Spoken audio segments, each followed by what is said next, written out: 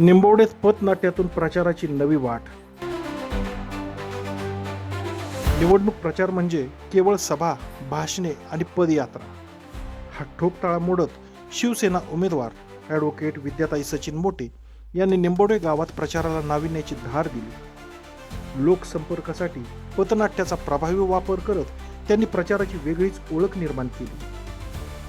इंद्र नारद या संवादात्मक पथनाट्याच्या माध्यमातून गाव विकासाची दिशा, लोकांच्या अपेक्षा आणि भविष्यातील योजना प्रभावीपणे मांडण्यात आल्या. विनोदी तरीही आशयपूर्ण संवादामुळे उपस्थित नागरिक सहजपणे या संकल्पनेशी जोडले गेले. पारंपरिक प्रचाराच्या चौकटीबाहेर जाऊन केलेल्या या हटके प्रयोगाला ग्रामस्थांकडून उत्स्फूर्त प्रतिसाद मिळाला. सभा, पदयात्रा आणि कोपरा सभाबरोबरच पथनाट्याचा समावेश केल्याने प्रचार अधिक जिवंत झाला. केवळ ऐकण्याऐवजी पाहण्याचा आणि अनुभवण्याचा आनंद मतदारांना मिळाल्याने या उपक्रमाचा प्रभाव अधिक ठसठशीत ठरला. अनेक नागरिकांनी या अभिनव कल्पनेचे कौतुक करत असा प्रचार पहिल्यांदा पाहतोय अशी प्रतिक्रिया दिली.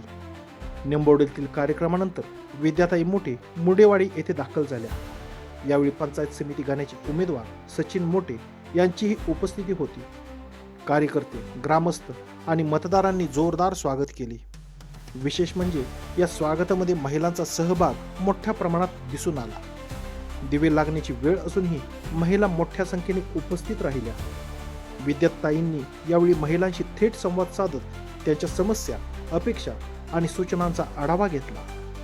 महिलांनीही मोकळेपणाने आपले विचार मांडले. या संवादातून विश्वास आणि सकारात्मकतेचे वातावरण निर्माण झाले.